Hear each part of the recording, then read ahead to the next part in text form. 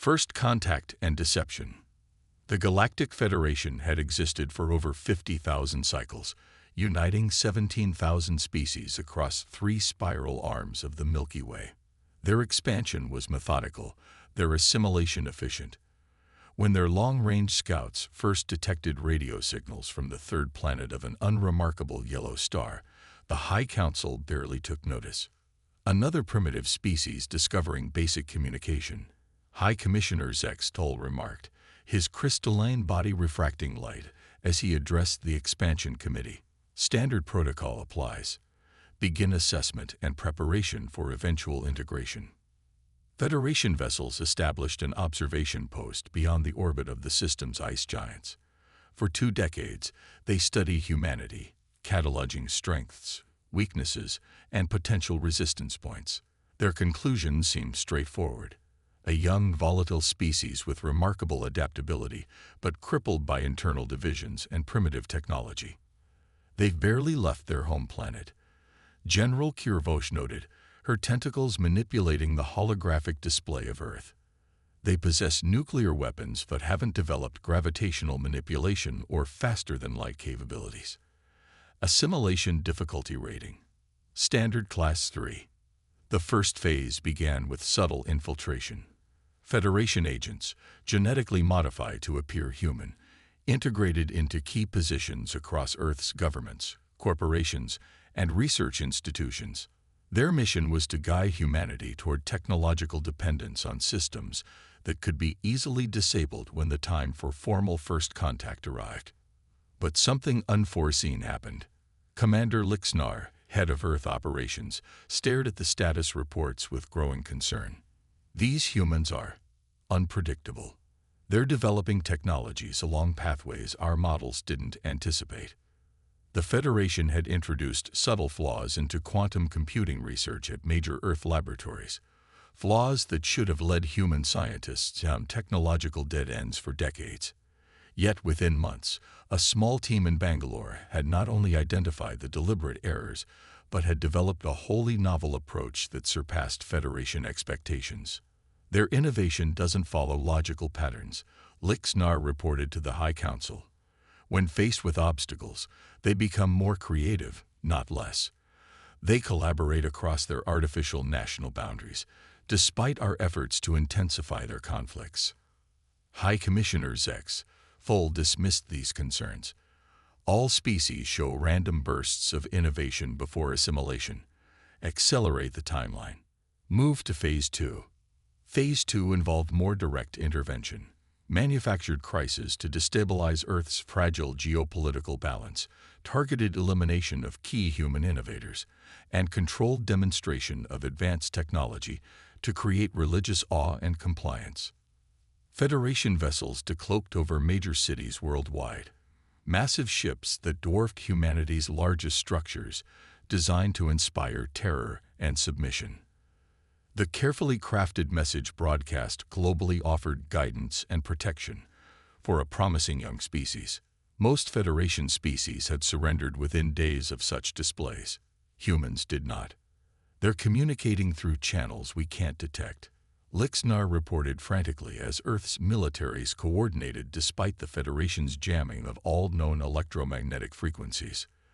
They've developed some kind of quantum entanglement communication that doesn't match any Federation protocol. The infiltration agents embedded in human society began disappearing, some exposed, others simply vanishing. Later reports would reveal that ordinary citizens had identified behavioral anomalies that even the Federation's advanced psychological profiling had deemed imperceptible. When Federation forces moved to seize Earth's major military installations, they encountered weaponry that shouldn't have existed. Directed energy weapons reverse-engineered from technology the humans couldn't possibly have obtained. They've been onto us for years, Security Director Vex Allen realized too late. They identified our infiltrators, fed them misinformation, and studied them. We thought we were assessing them, but they were studying us. The Federation's first military engagement with Earth forces resulted in an unprecedented defeat. 17 Federation vessels were lost to seemingly primitive missiles that somehow bypassed shielding technology that had protected Federation ships for millennia. High Commissioner Zex Thol convened an emergency session of the High Council. How is this possible? Their technological level is centuries behind ours. The answer came from an unexpected source, a captured human scientist who had demanded to address the council directly. Dr. Elinga Reyes stood before the assembled alien leaders, unintimidated by their exotic biologies and the crushing gravity of the council chamber adjusted to Federation standard. "You made a fundamental error in your assessment of humanity," she explained calmly. "You judge species by technological benchmarks along a predetermined path of development. But humanity doesn't advance linearly." She projected a simple diagram showing the Federation's model of civilizational advancement, a straight line from primitive to advanced, alongside humanity's actual developmental pattern, which resembled a chaotic web of interconnections. When faced with limitations, we don't simply work harder along the same path. We create entirely new paths. You see our division as weakness, but our diversity is what drives our innovation. No single human could have defeated your infiltration, but collectively, we recognized patterns no individual would have spotted. As the first phase of the conflict drew to a close, Federation intelligence revised humanity's threat assessment upward with each passing day. What had begun as a routine assimilation had become the greatest challenge the Federation had faced in 10,000 years. The humans were organizing globally now, setting aside centuries of conflict in the face of an external threat. Their technological development had accelerated beyond all Federation models, incorporating elements of captured Federation technology with innovations the Federation's scientists couldn't even comprehend. "We have gravely underestimated these humans," High Commissioner Zex Thol admitted as reports of Federation defeats multiplied. "Prepare the Dominion fleet. This is no longer an assimilation. This is now a full military engagement." What the Federation didn't realize was that this was exactly what humanity had been preparing for, drawing the Federation into committing its forces while a human counteroffensive was already underway beyond their perception. As the Federation's massive Dominion warships departed for the Sol system, the greatest armada assembled in millennia, a single human vessel using technology that defied Federation understanding slipped undetected into the heart of Federation space, carrying with it a small team with a plan that would change the galaxy forever. The resistance rises. Admiral Veshkrol stood on the command deck of the Dominion flagship, Eternal Glory, watching as 5,000 warships prepared to enter hyperspace. The largest military force assembled in the Federation's 50,000 cycle history, all to subjugate the single primitive world that had inexplicably resisted assimilation. "The humans have had their moment of defiance," he announced to his command staff. "Now they will learn why the Federation has remained unconquered for 50 millennia." The Dominion fleet arrived in the Sol system with overwhelming force, expecting to find Earth's defenses concentrated around the home planet. Instead, they found the inner system seemingly abandoned. "Scans detect minimal defense installations," reported the sensor officer. "No significant military presence on the planet's surface or in orbital positions." Admiral Veshkrol's mandibles clicked with suspicion. They couldn't have evacuated an entire planet.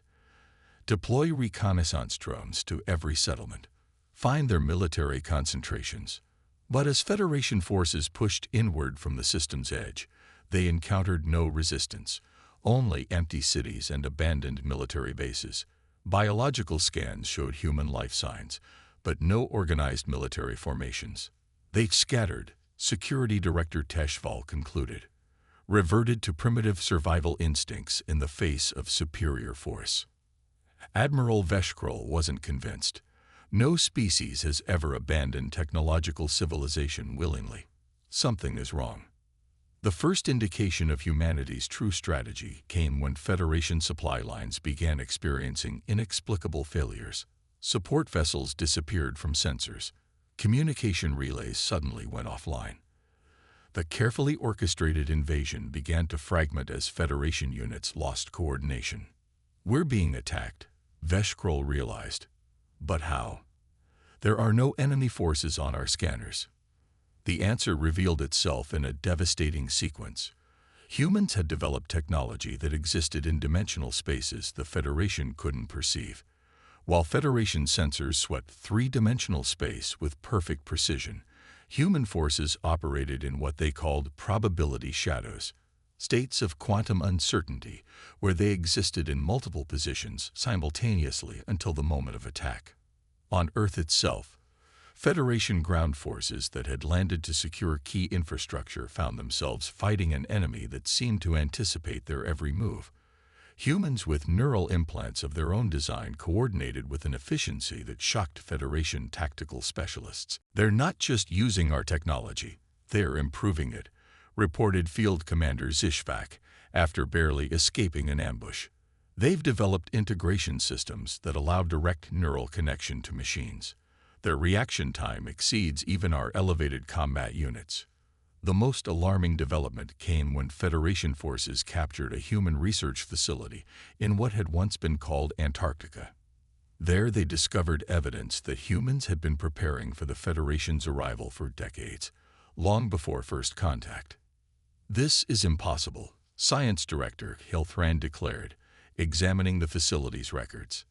"These preparations began over 50 Earth years ago, but our first observation post wasn't established until 37 years ago, and we maintained perfect stealth protocols." The human prisoners merely smiled when interrogated. "We've always known we weren't alone," explained Dr. Simon Chen, the facility's director. "Not the details, of course, but the possibility. We've been preparing for first contact, hostile or peaceful, since the mid-20th century. Your arrival just accelerated plans already in motion." The Federation's intelligence services were thrown into chaos by the implications. Their entire approach to assimilation relied on the element of surprise and technological superiority. But humanity had developed along paths specifically designed to counter threats they had only theoretically anticipated. Meanwhile, the human counteroffensive intensified. Federation orbital platforms began experiencing catastrophic failures as microscopic nanomachines of human design infiltrated their systems. These machines weren't just destructive. They were adaptive, learning from each defense the Federation implemented and evolving countermeasures within hours. "They're using directed evolution," Kelthran realized with horror. "Their machines adapt through accelerated natural selection, millions of generations per day. Our static defenses can't keep pace." 6 months into what was supposed to be a routine subjugation, the Federation found itself on the defensive. The Dominion fleet, once an overwhelming force, had been reduced to isolated battle groups fighting for survival against enemies they often couldn't even detect until it was too late. Admiral Veshkrol, his flagship now one of the few remaining Federation capital ships in the Sol system, transmitted an urgent message to the High Council. "The human threat has been catastrophically underestimated. Request immediate deployment of the Ancestral Guardians." Even making such a request was unprecedented. The Ancestral Guardians were the Federation's final line of defense. Ancient weapons platforms constructed by the founding species, never activated in the Federation's entire history. Their deployment required unanimous council approval. High Commissioner Zex Thul faced the gravest decision of his long life. "If we deploy the Guardians, we risk destabilizing the entire galactic power structure. But if these humans cannot be contained..." The decision became irrelevant when alarms sounded throughout the Federation capital world. Somehow, human forces had penetrated to the heart of Federation space. Not in massive warships, but in thousands of small, seemingly primitive craft that baffled Federation defenses by appearing to violate the basic laws of physics. Professor Maya Williams, leading the human diplomatic scientific team that had improbably reached the Federation capital, requested to address the High Council directly. "Your civilization has existed for 50,000 years without fundamental change," she told the assembled leaders. "You've achieved a kind of perfection, technological and social stability on a galactic scale. Impressive, but ultimately stagnant. She activated a holographic display showing Earth's chaotic history: wars, revolutions, catastrophes, and technological leaps forward. Humanity has nearly destroyed itself dozens of times. We've rebuilt from the ashes repeatedly. Evolution, biological, technological, social, requires chaos and failure to advance. Your perfect society stopped evolving millennia ago. Across the galaxy, Federation forces found themselves outmaneuvered not by superior technology, but by approaches they couldn't predict or understand.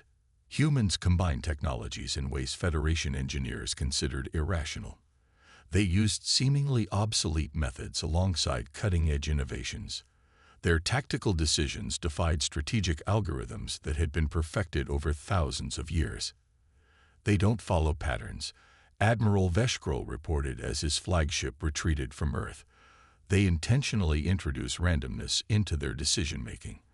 Our prediction models become less accurate the more data they accumulate. As the second phase of the conflict drew to a close, the Federation faced an unprecedented reality. They were losing a war against a species that, by all conventional measures, should have been effortlessly conquered. The High Council, in session for 15 consecutive days, finally reached a decision that would have been unthinkable a year earlier. They would offer humanity terms for peace. But even as their diplomatic overtures were being prepared, human ships were pushing beyond the Sol system, using drive systems that the Federation's scientists couldn't explain. The galaxy was about to change in ways that even humanity couldn't fully predict. The Great Reversal. The Federation capital world of Axoria Prime had never known war. For 50,000 years, it had stood as the untouchable center of galactic civilization, protected by layers of defenses considered impenetrable. Yet now, its crystalline spires reflected the flashes of orbital combat as human vessels engaged the last remnants of the Federation's home defense fleet. How did it come to this? High Commissioner Zexful asked, watching the battle from the council chamber. 1 year ago, they were confined to a single planet with primitive technology. The answer came from an unexpected source: the Federation's own historical archives. Deep in sealed records accessible only to the highest levels of leadership lay the truth that had been hidden for millennia. Humanity was not an unknown species. They had been encountered before, nearly 30,000 years earlier, when they occupied not just Earth but dozens of worlds across their region of space. The Ancient Purge, whispered Senior Archivist Felixian, revealing records that had been deliberately buried. The early Federation encountered humans during their first expansion beyond their home system.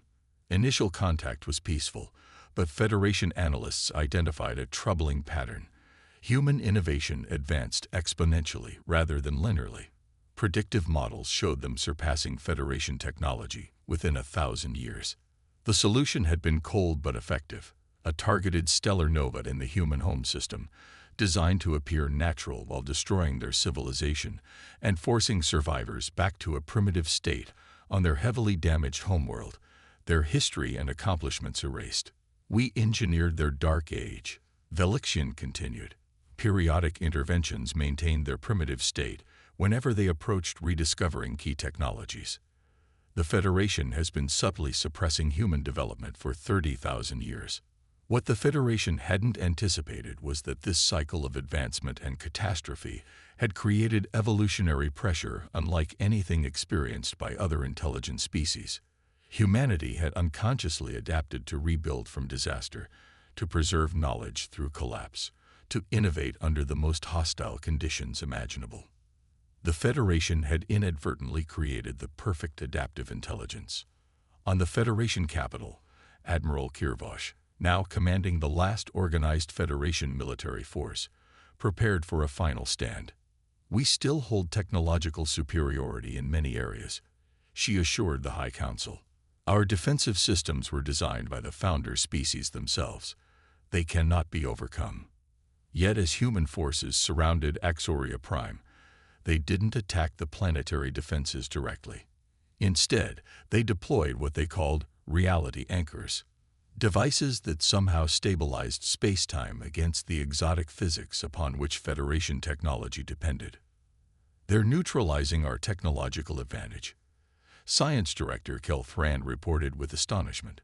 Not by matching it, but by locally changing the fundamental constants that make it possible.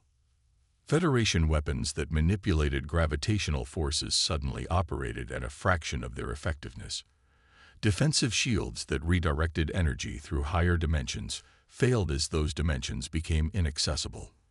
The perfect, immutable technologies that had protected the Federation for 50 millennia became useless not through force, but through the humans' unprecedented manipulation of reality itself. The final confrontation occurred not on a battlefield, but in the Grand Council chamber. Captain Maya Chen, commanding the human flagship Prometheus, requested permission to address the assembled Federation leadership directly. "We didn't come to destroy you," she told the silent chamber. "We could have done that already. We came to understand why you tried to destroy us." The revelation of the Federation's ancient manipulation of human history had not produced the rage the Council had expected. Instead, the humans expressed something more unsettling, a kind of compassionate pity. "Your civilization achieved perfection millennia ago," Captain Chen continued. "Your technologies reached their optimal state. Your social structures stabilized. You eliminated conflict, suffering, and uncertainty. And in doing so, you stopped growing." She activated a holographic display showing two developmental paths, the Federation's straight, ascending line that plateaued millennia ago, and humanity's chaotic, fractal pattern of advance, collapse, and greater advance. "Perfect systems cannot evolve," she explained. "Evolution requires variation, failure, and adaptation. By engineering perfection, you engineered your own stagnation. You recognized this subconsciously when you first encountered us. You saw in humanity the chaos that you had eliminated from yourselves, and it terrified you."